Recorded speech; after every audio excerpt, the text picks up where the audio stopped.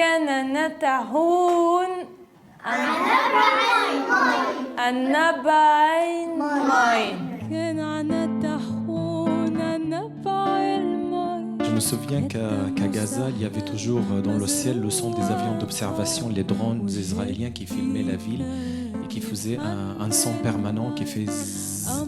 Et la première fois que j'ai traversé la frontière avec l'Égypte, il y a eu un silence, ce son a disparu. Et je me suis posé la question, à quoi pensent les gens quand il n'y a pas la guerre ?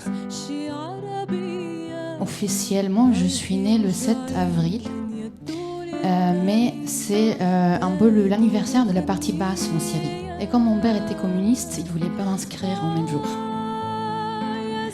Donc il était allé, il m'a inscrit la veille de ma naissance.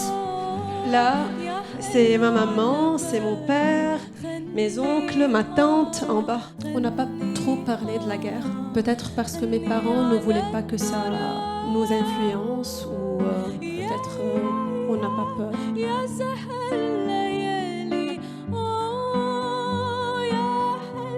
Et tu peux demander à ta maman si à un moment elle a pensé que vous seriez aussi institutrice?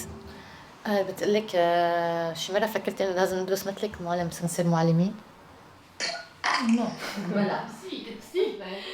Tu peux ma mère, elle est pas honnête là. Nous, on veut un présent meilleur et un futur meilleur. Ce ne sont pas les bons citoyens qu'on veut, mais des citoyens qui peuvent dire non, qui décident, qui sont libres. Est-ce que vous vous sentiez un peu seules, les trois sœurs? Est-ce que vous étiez différentes? Oui, alors les parents ne voulaient pas que leurs filles nous fréquentaient, parce que ça contamine un peu la liberté. Et nous, on avait le droit de faire ce qu'on avait envie de faire, d'avoir des copains garçons, de sortir quand on veut, de s'habiller comme on veut. Il y a une tradition dans le monde arabe, à 19h, toutes les radios se mettent à diffuser les chansons d'Umm Kulthum. Donc de 19h à 20h, partout où j'allais à Gaza, on avait toujours le son d'Umm Kulthum. Qui pense qu'un bon plat peut nous faire oublier les désaccords, ça c'est Ala parce qu'elle cuisine bien. Ah.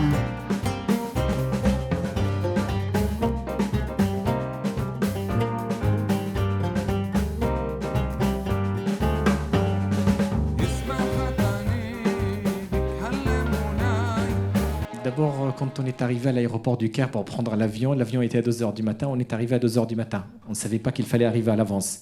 Et le monsieur d'Air France, il nous a dit, c'est ça votre vol. Et on le voyait partir. On lui dit, faites-lui signe, on pensait qu'elle allait revenir.